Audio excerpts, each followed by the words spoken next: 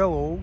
It started with a red mark, a big, red, circled C at the top of my literature test.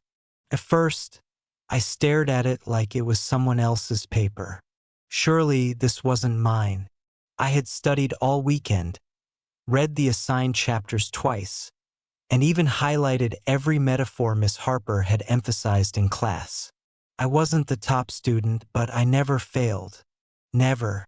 And yet here I was, holding a paper that said I didn't just fail, I flopped. I flipped through the pages, trying to find where I'd gone wrong. Question after question had notes scribbled in the margins in Miss Harper's familiar cursive. But something felt off. A few answers were marked incorrect when they were clearly right. At least two of the questions that were supposedly incomplete were written with clear, full paragraphs. My writing wasn't perfect, but it was never careless. Around me, students buzzed with post-test chatter.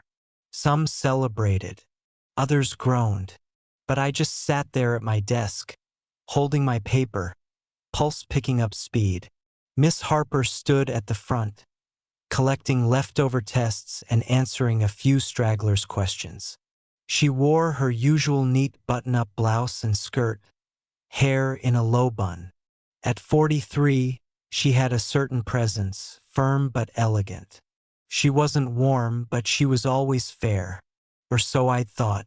As I slowly approached her desk, she looked up before I could even speak. "Mr. Taylor," she said, her voice smooth but measured. "Can you stay a few minutes after class? I'd like to talk to you about your test." I froze. Yeah, sure." A few nearby students glanced over, their curiosity obvious, but no one said anything. Miss Harper didn't look angry. In fact, she gave me a small nod, almost as if she was expecting me to come forward. The rest of the class trickled out. Chairs scraped across the tile, backpacks zipped, and then it was just me and her. The room felt suddenly too quiet. She stood, walked over to the door, and pulled it almost shut. Not locked, just barely ajar. Then she returned to her desk and gestured to the chair across from it. "Please, sit." I hesitated. Everything felt weirdly formal, like a meeting with a principal. But I sat down, test still in hand. "I reviewed your answers again," she said, folding her hands over a closed notebook. "And I think you and I need to have a conversation. Did I really get a C-? I asked. My voice cracked slightly, because I went back through it and I know I answered some of those right. She tilted her head, almost like she was studying me. "Not the paper. Me. I'm aware," she said simply. That one sentence sat in the air between us like a slow-burning fuse. I blinked. "So, it was a mistake?" She leaned forward slightly. "Let me ask you something, Jordan. Do you ever get the feeling that you're capable of more than people expect of you?" I frowned. "I guess. Sometimes. You hide in the middle," she continued. "Never try too hard. Never slack off. But you coast. I've seen it all year." I didn't know what to say. Was this about the test or a motivational speech? She opened a folder beside her. "You're smart. Smarter than you act. I gave you that grade to get your attention, because I wanted to see if you'd come talk to me about it." My chest tightened. "So, you did it on purpose?" "I did," she said without hesitation. I sat back in my chair. I didn't know whether to feel angry or flattered. I'd heard about teachers playing mind games, but Miss Harper? That wasn't like her. "I know you're confused," she added. "That's why I want you to come back this evening, after classes. Say 5:30? I'll be here." She slid the paper back toward me. "I want to give you a chance to prove me wrong, but not just with words, with presence." "Presence?" I asked. "You'll understand when you're here," she said, her tone shifting into something softer, but no less commanding. I stood slowly. "Okay, 5:30. She gave a brief nod and turned back to her notebook, already writing something down. As I walked out of the classroom, paper in hand, my stomach was in knots. The test wasn't the real reason she wanted to talk. That much was obvious now. But what was? And why did it feel like I had just stepped into something I wasn't ready for? The hallway was nearly empty when I came back to the literature wing that evening. Most of the lights were dimmed, the echo of my footsteps bouncing off the tiled floor. Every door was closed except one, hers. Miss Harper's classroom was cracked open just enough to let a warm glow spill into the corridor. I stood outside for a second, heartbeat thudding in my ears. I had told myself all afternoon that this was just about school, about a grade. But that didn't explain why I had changed shirts, why I checked my reflection in the mirror 5 times, or why my palms were now slightly damp. I knocked softly. Her voice came through the door. "Come in." I pushed it open and stepped inside. The room looked different in the evening light. The overhead fluorescents were off, replaced by a soft desk lamp that bathed the space in a warmer tone. The blinds were drawn. There were no papers scattered, no sounds of students, no hum of conversation. Miss Harper sat at her desk, legs crossed, a pen in hand. She had changed too. Not into anything dramatic, just a different blouse, a little softer than usual. Her hair was down now, resting loosely over her shoulders. Caught the light differently. "You came," she said without looking up. "I said I would." She motioned to the same chair as before. "Have a seat." I sat, trying to maintain a neutral face, but everything felt unbalanced. Like the air itself was heavier now. She finally looked at me. "So, let's talk." "About the test?" She smiled, a quiet, private kind of smile. "If you like." I didn't know how to respond to that. She leaned back in her chair, eyes steady on mine. "Jordan, do you know what I remember most about students like you?" "No idea," I said, shifting in my seat. "The ones who don't realize how often they're being observed." Her voice was smooth. "You're not loud. You're not disruptive. You sit in the 3rd row, 4th seat from the left. You write with your left hand. You always hesitate 2 seconds before answering a question, even if you know the answer. You chew the tip of your pencil when you're thinking." I blinked. "You've noticed all that?" She nodded. "I notice everything." There was a pause. Not awkward, just quiet, like we both were waiting for something unspoken to settle between us. "I didn't bring you here to embarrass you," she said. "And I didn't fail you out of cruelty. I wanted to see if you cared. And you do. That's rare." I swallowed hard. "So what happens now?" "That depends on you." She stood and walked over to the front of her desk, then perched herself on the edge of it, just a few feet away from me. Her arms crossed loosely. "You're not a child, Jordan. And I think we both know that what's happening here, it's not about English literature." I felt my pulse spike. "What do you mean?" I asked, though I wasn't sure I wanted an answer. She tilted her head. "You felt it too. The tension, the glances, the things left unsaid." I couldn't speak. I didn't know where to look. She continued softly now. "You're mature, thoughtful, not like most of your classmates. That's what drew my attention.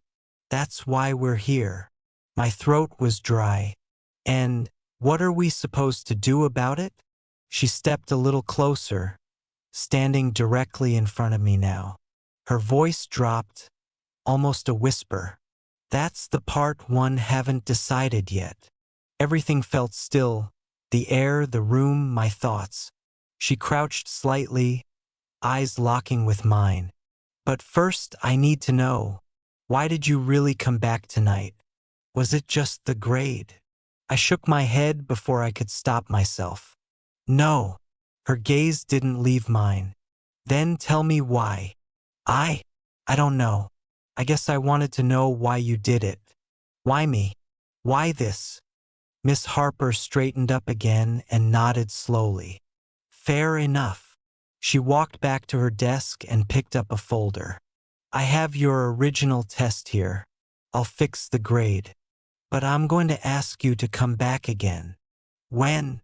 Tomorrow. Same time. I hesitated. And what are we going to talk about? She looked over her shoulder at me. Whatever we don't say tonight. With that, she gently closed the folder, sat back down, and began writing again. I got up and left without another word. But as I walked down the empty hallway, one thing was clear. This wasn't about a grade anymore. The next day crawled by slower than any I could remember. Every class blurred together. Every hallway conversation felt distant. I kept checking the time, trying to act normal, but something had shifted. I wasn't just waiting to meet Miss Harper after school. I was replaying every word she'd said, every glance, every silence that seemed too full to be casual. When the last bell rang, I stayed in my seat for a while. I didn't want to be seen hurrying toward her room again, especially not after some classmates had whispered about me staying after the day before. At 5:26 p.m., I walked down the now familiar hallway toward her door. The school was nearly empty. A janitor was mopping near the lockers and gave me a bored glance as I passed. When I entered the room, she was already there. Seated behind her desk, the same warm desk lamp casting a glow around her. She looked up, and for a moment, neither of us spoke. "Jordan," she said, voice calm. "Right on time." I nodded, stepping inside. "You wanted to talk?" She smiled gently. "Yes. But first, tell me how you felt after yesterday." That question landed heavier than I expected. I sat down slowly. "I felt confused," I said honestly, "and curious." "Good," she said. "Confusion is the edge of clarity. Most people run from it. You came back." She stood and walked slowly around the desk. Not hurried, not calculated, just deliberate. She perched again on the front edge, close to me, as if picking up where we left off. "You said you weren't here for the grade," she said, studying my face. "Then what are you here for?" The way she asked didn't feel like a trap. Felt like a challenge. "I don't know," I said. "Maybe I wanted to understand you. Maybe I wanted to see if there was something more." She gave a faint smile. "That's brave." A long pause, the kind that made the room feel small. "You've spent your whole life doing the expected, haven't you?" she asked. "Good son, good student, polite, quiet." I nodded. She continued, "But have you ever chosen something because you wanted it and not because you were supposed to?" I hesitated. "Not really." She stood again and walked slowly to the windows, pulling one of the blinds open slightly to check the fading light outside. "You're not the only one who feels trapped by expectations," she said quietly.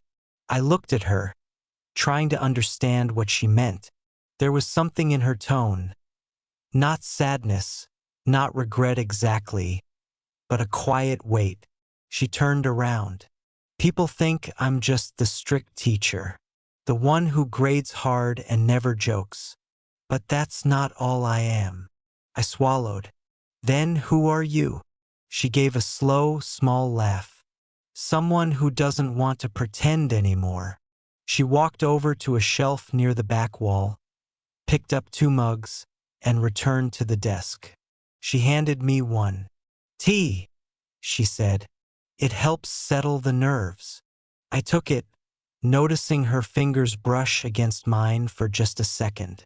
A spark, real or imagined, passed between us. We sat, sipping in silence for a few minutes. The room felt warmer, softer. Time moved differently. I never intended to notice you the way I did, she said eventually.